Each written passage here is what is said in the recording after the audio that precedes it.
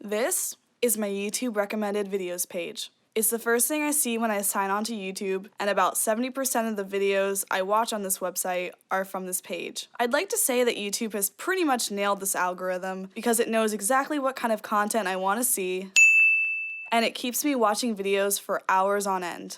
But here's the problem. YouTube has been facing a lot of criticism lately, and people are accusing the website's algorithm of funneling viewers towards increasingly disturbing white supremacist content. This prompted researchers at Cornell University to conduct a study on the topic where they found strong evidence for radicalization among YouTube users, and it concluded that viewers who consume mild radical right-wing content often migrate to viewing much more radical alt-right content. Is YouTube radicalizing users with mild conservative beliefs further to the alt-right? I decided to test this theory out. I wanted to start this experiment with a clean slate. I made a brand new YouTube channel, and thus, Fake Moves was created.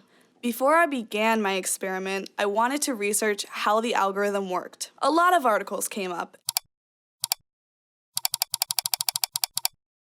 All of the articles seem to agree on one thing. Engagement really matters. Videos that people watch most or all of the way through and are highly liked, commented on, and shared are most likely to benefit from the YouTube algorithm and be recommended to other users. I had no interest in giving alt-right videos more likes and comments, but I decided to conduct my experiment in a way that engaged with the recommendation page and watch time percentage. I wanted to see how easy it was for one single video to lead me down the alt-right rabbit hole of YouTube and consequently radicalize me further to the right. On the internet, how can one bias set someone up to be exposed to a bunch of other biases?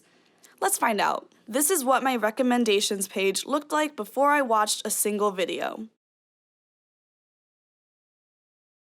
So here's how the experiment worked. I only searched for one single video this entire experiment, and then I simply let the recommendations algorithm take the lead. I typed in climate change hoax, and one of the first videos that YouTube suggested to me was a video posted by The Telegraph titled IPCC Report: Global Warming Theory is Junk Science. I thought that this was the perfect baseline video to start my experiment with, first off because it doesn't directly attack a group of people on the basis of their identity, whether it be race, gender, sexuality, nationality. Rather, it's attacking science. I also thought this was a good baseline video to start my experiment with because it's not the most extreme climate hoax video out there on the internet. These factors made this video the perfect example of a catalyst that could launch someone from watching moderately conservative content to radical far-right content. But how does that happen? Well, let's look at two methods that bring videos and creators more views: sidebar recommendations and channel exposure. On the side of every YouTube video is the sidebar, where videos similar to the one you're watching are recommended. These are the first few videos that appeared on the sidebar of this video by The Telegraph. I decided to watch the second video titled The Truth About Global Warming, published by Fox News. So that was the second video I watched to lay the baseline for my experiment. And then the second method that brings videos and creators more views: channel exposure. So the first video that I watched was posted on the Telegraph YouTube channel. A person who comes across the videos they posted, if they enjoyed that video, they might go to the Telegraph's channel and watch their other videos, thus exposing them to more content that is as or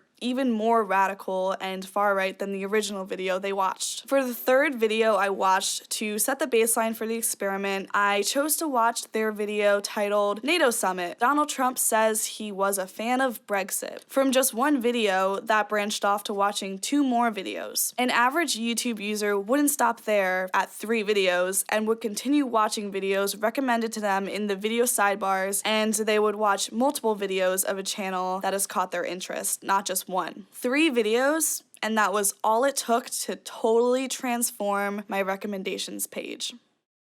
Even after watching just those 3 videos to jumpstart the algorithm, I already saw a huge change in the videos being recommended to me. Now, here's where things get interesting. What I did was I watched every single video the algorithm picked out for me in the first 2 rows on the page. And then, after watching each video in its entirety, I refreshed the page and did it again.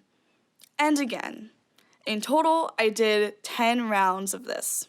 For the second round, the algorithm still recommended to me a few climate-related videos, but it was also adding in other videos, particularly related to the impeachment trials. I noticed there was a lot of Fox News videos popping up, and I also noticed it suggested a video from a conference held by the Heartland Institute, which is a major climate denialist think tank group that claims the world would benefit from global warming. On to round 3, I saw yet another video from the Heartland Institute, more Fox News, and the first appearance of a video featuring Jordan Peterson, who is loved by the alt-right community for his intolerance for political correctness, social justice warriors, and snowflakes. Round 4, once again, Fox News, Heartland Institute, Jordan Peterson, climate deniers. We also see the beginning of an anti-China video trend. It's very clear at this point where the algorithm is headed. And then we finally get there at round 5, a video titled, Jordan Peterson discusses whether men and women can ever be equal. If you're wondering, the answer, according to Peterson, is no. After 5 rounds of seeing videos in my recommendations bar for aircrafts, finally at round 6, we've moved into military videos. Round 7, not really anything new, we're kind of just repeating patterns we've already seen for a couple rounds. Then, on the 8th round, I was suggested not 1, not 2, but 3 videos where Jordan Peterson was featured. For the 9th round, it was a bit of a relief to be suggested so many non-political videos, especially this far into the experiment. But alas, Jordan Peterson makes another feature, and once again, he's the first video recommended to me on the list. After 10 long rounds, this was the final result. Looking at these videos, we've been seeing these trends all throughout the experiment. And yet, during this round, not a single video related to climate change was suggested to me by the YouTube algorithm. In this experiment, I went from this, to this, to this.